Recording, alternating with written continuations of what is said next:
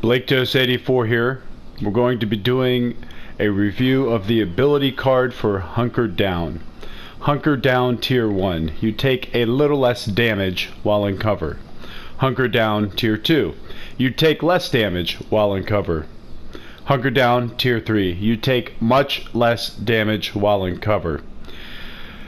So my take on this card's pretty simple. This is probably going to be a card that's going to be used when there's a lot of online content to do. It's probably not going to be very effective with the current PvP mode, especially considering headshots are still going to pretty much kill you.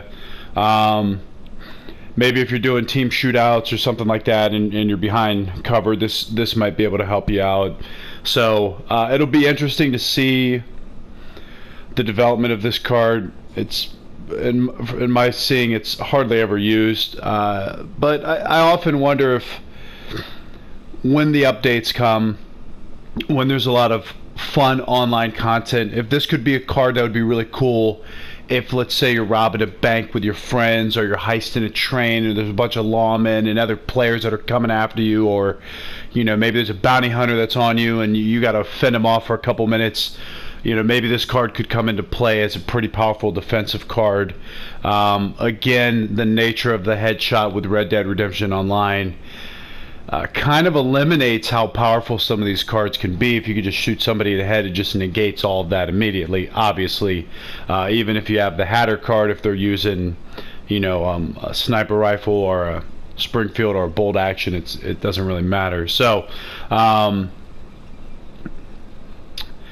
trying to max this out to Tier 3.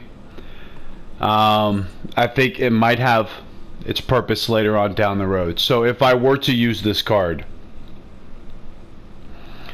and there would be other cards that I would play with this, we're going to go ahead and kind of stack this, make a build for it or whatever. So this could be something you would use with slow and steady, since you're not really moving anyways. Slow and steady, you can't run, and you take less damage. A headshot does not kill you outright. So let's throw slow and steady on there. You could also use quite an inspiration to help you heal, or you could easily use a moment to recuperate, or paint it black with the target, or maybe focus fire. I'm not sure if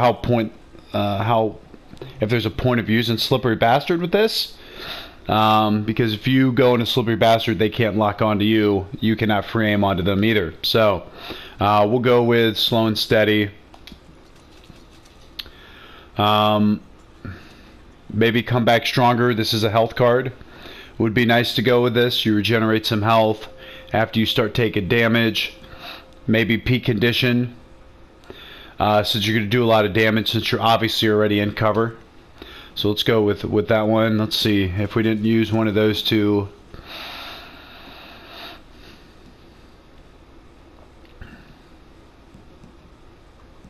Never Without One would be a good one. Let's see.